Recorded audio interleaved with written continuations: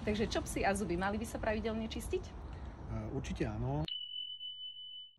Keď sa vlastne so zubkami začína čistiť, tak je to niekedy proces, že ten psík si na to musí zvyknúť, alebo aj tá mačička.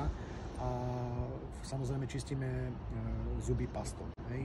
Musí to byť veterinárna pasta, lebo ľudská pasta je pre psíky toxická a samozrejme je určitý postup, ako sa tým začína.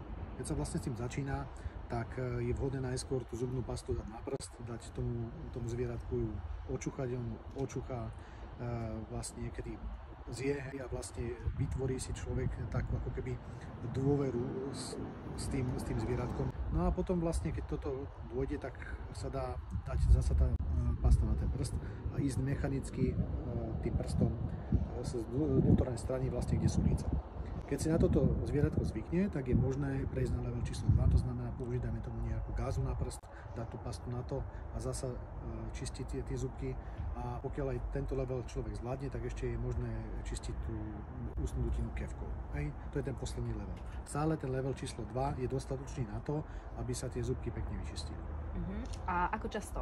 Samozrejme, nie každý na to má čas, ale určite každý deň a samozrejme po poslednom krmení.